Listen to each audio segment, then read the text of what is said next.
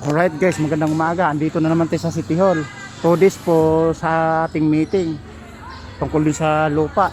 Akala ko ano lang. Akala ko isang araw lang, 2 days. Naabala na ako sa trabaho.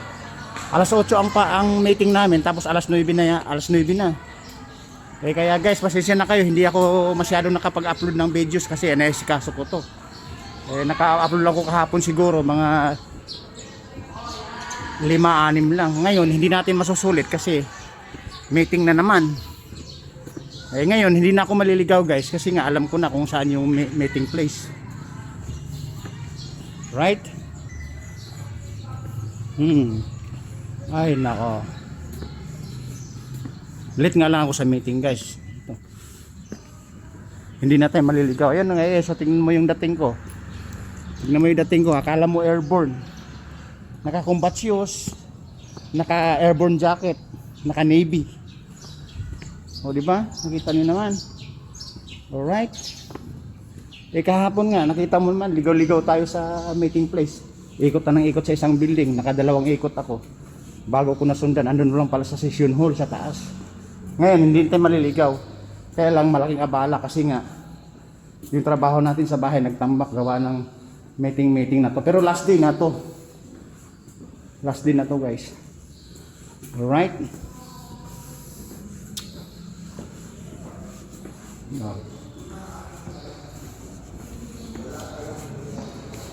Sir, nag-umpisa na? Sino po sir? Tingnan pa. Nalita ko na ng isang oras, may git. Oo. Alright, dito na tayo.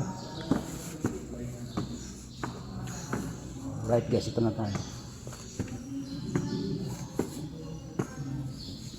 Madam, kanina pa nag-umpisa?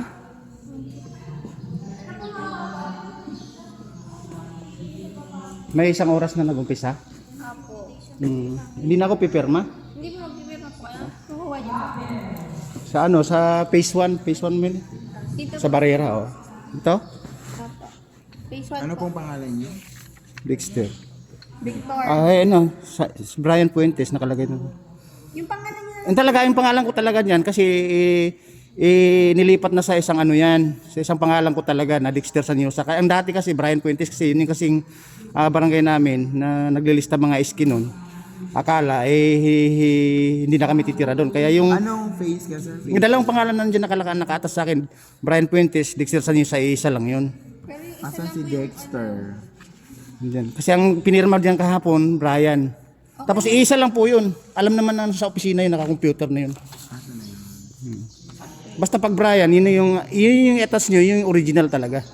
Anong face ka sir? 1 or 2? Dito ako nakapo kahapon dito. Hindi. Sa taas. kukuha niyo po. Sinong president niyo? Si ano pangalan nun? Kalanto? O parang ang dalawa lang yan si Kalanto. Tolentino. O yan, Tolentino. May Tolentino din dyan. May Tolentino na nag-aasikaso. Si Kalantok.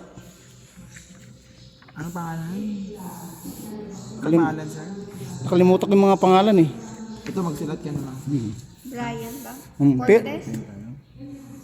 Walang Fortes dito.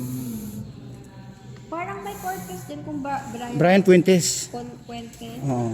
20. Yun na yan, ang original talaga yan, Dexter Sanyosa. Yun talaga original ilalagay ko kaya. O kaya dalawang pangalan na. Kasi isa lang naman po yun. Pangalan niyo lang po ilalagay. Oo, sige.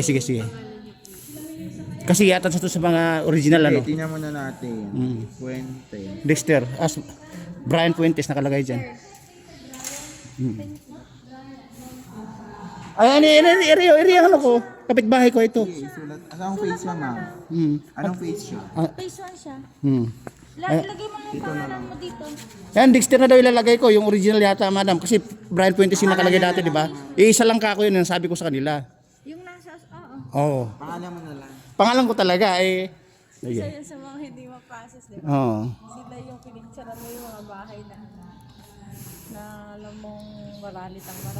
ano, Dexter po ilalagay ko sa name tag. Oo. Dapat discrepancy lang yan kasi sinang preset na yun, ayaw pumayag eh. Hmm. Mali-mali kasi Kasi nang nagpunta kami dun sa may sa Makati, nung talaga inatas sa akin. original. Oo, original na talaga. Oo. Okay. Layo. Ay, Ay, may dala na akong ballpen dito, yung binigyan nyo kahapon. Okay lang. Palagay na lang po yung Doon na lang kayo pasok pa kayo sa loob. pasok na po. Oh, sige, sige, sige.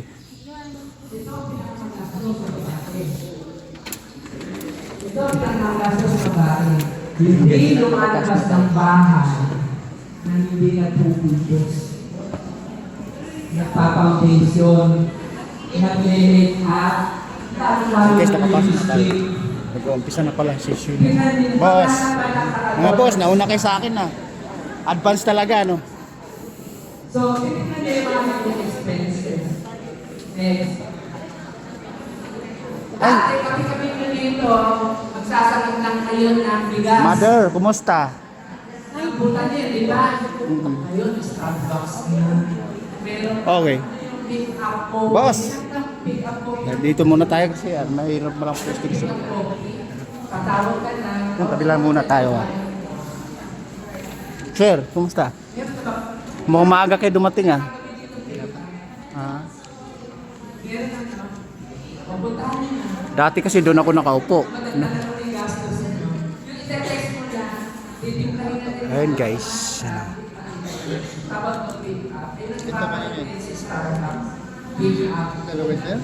So, parang 2026, yung majority na Starbucks. Practice na lang. Mag-uumpisa na pala.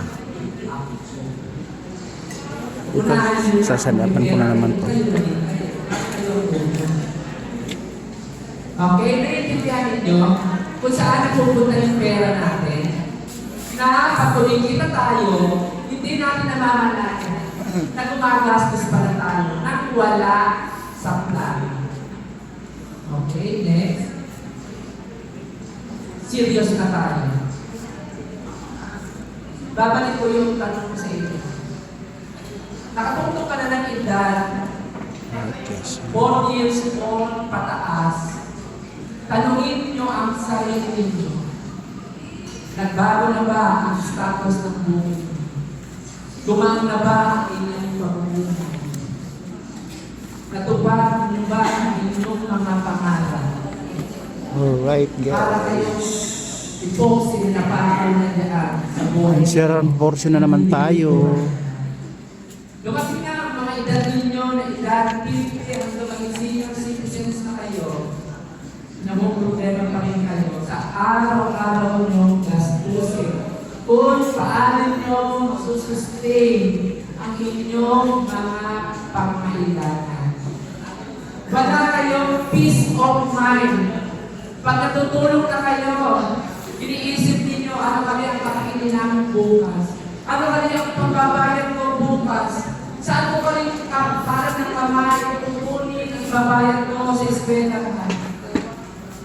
May edad na po tayong lahat. Hindi pa huli ang lahat para baguhin ang management ng pera at lifestyle ng inyong pinapractice sa buhay. Sir, kanina pa nag-umpisa, boss? Mga alas 8, 8:30 ganun. Na paggastos. Mahirap kumikit ang mata ng gutom. Mahirap mabuhay ng walang pangarap. Ang pangarap hanggang pangarap na lang, walang nagutupad sa mga plano natin sa buhay. Because mali ang ating paghawak. Kapiraso na lang yung hinahawakan natin pera, pero hindi natin mabalance ang wants and needs. Ano ang nais mo sa buhay? May plano po ba kayo? Step by step.